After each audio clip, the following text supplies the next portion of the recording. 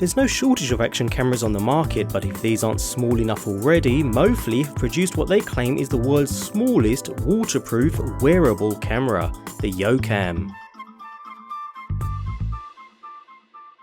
A new camera has recently launched with an eye on finding a spot among a sea of competitors. Finding success through online crowdfunding site Indiegogo, the YoCam by Mofily uses a super compact design and a large list of features to stand out from the crowd.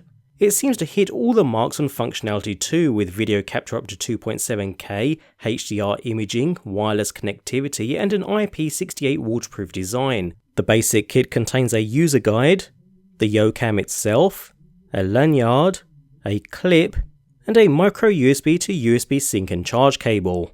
When it comes to the camera itself, it certainly lives up to the compact design promise at only 0.8 inches thick, 1.2 inches wide and 3.3 inches tall. Plastic in construction, it fits nicely in the hand and feels rather robust. It certainly doesn't carry a cheap feel, and to top it off at only 2 ounces, it's relatively light too. It reminds me of a smaller version of the HTC Re, which we've had a look at in the past, referred to as a life logging camera rather than an action camera as such. Available in white as well as this black, the front is dominated by the fixed focus lens. There seems to be little detail on the image sensor used within, although with an f2 aperture along with a nice wide 140-degree field of view, the camera is capable of capturing 2.7K video at 30 frames per second or 8 megapixel still images. A well-placed microphone input is placed just beneath the lens, helping to capture audio from the direction you're capturing video in. Nevertheless, other than the YoCam branding, the front also incorporates a well-sized shutter button surrounded by a status LED. The unit's only other buttons are on the side of the unit, namely for power and wireless, although with accompanying status LEDs. A spring-loaded door on the same side opens to reveal the micro USB port used for charging the internal 700 mAh lithium-ion battery, which the manufacturer states is good for up to 2 hours recording at 1080p. Along with the micro SD card slot where you'd insert your own memory card as one isn't supplied within the package. Otherwise, a lanyard loop integrated into the top along with a built-in standard 1/4-inch tripod thread at the bottom for mounting finishes off the design. And as for the design, I quite like it. It's comfortable in the hand and light, even with the internal battery. The flat bottom means it can stand by itself too, although the package does contain a clip which attaches to the tripod thread, providing the ability to clip the camera to your person. The surprises don't end there. Built-in image stabilization, HDR imaging, various modes such as time-lapse and burst photo, wireless and P2P connectivity, and all that wrapped up in a waterproof to 30 feet design, and we could be onto something rather special here. It's super simple to pick up and use too. With the camera powered on, a red status LED indicates video mode is active, while a quick press of the power button again switches to photo mode, indicated with a blue LED. From there, a tap on the shutter button will take an image, or when in video mode, starts and stops video capture. That's all there really is to it. Can't get any simpler than that. Although to unlock other functions and modes you'll want to reach for your smartphone or tablet with the accompanying app, which conveniently walks you through the entire connection process step by step. Once connected, we instantly receive a live stream, and I have to say it's rather impressive. There's very little, if any, lag, almost instantaneous. You can only use the app with your handset in portrait mode though, but even then it's great for lining up your shots if anything. At the top we have the current battery status, but more usefully we have all shooting modes available to us across the bottom of the screen, including time-lapse, slow motion and burst modes, all pretty standard stuff. By selecting a mode, a quick tap on the icon above quickly highlights the currently active settings.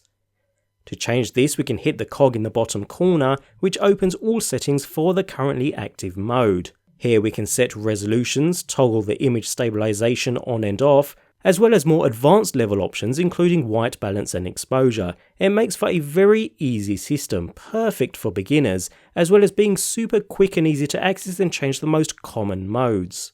There is a playback section too, but I found this to be rather slow to load and play videos, so probably not something you'd use too often. Otherwise it's a great app, simple to use, reliable connectivity and quick and easy to get the job done. Other than the slow playback, I've no complaints whatsoever. That just leaves it up to the operator to enjoy the camera. The flat bottom makes it easy to place the camera on a solid object, while the tripod thread is perfect for attaching the included clip or mounting to tripods or other such objects. Talking of mounting, an optional accessory pack is available, which includes some interesting mounts, namely another clip mount, a magnet mount, which includes a base along with screws for attaching to other objects. There's even a mount which allows complete compatibility with the GoPro mounting ecosystem, making this a seriously versatile package. When it comes to performance for a camera in this price range, it's actually rather pleasant. What you see here is raw footage from the camera, no colour correction whatsoever, although note that the quality will have dropped slightly due to YouTube compression, but regardless, capture quality isn't too bad. Details are relatively sharp and colours are vivid, producing footage that's generally smooth and has a nice wide-angle field of view. Dynamic range isn't brilliant though, and the camera is sometimes slow to adjust between different lighting conditions, but that's probably expected from a camera of this size, although you'll find most modern smartphones outdo the YoCam in this regard. The unit does incorporate electronic image stabilization though, which works by dynamically aligning the recorded pixels over the sensor, although I did notice a touch of blurring and some pixelation at times.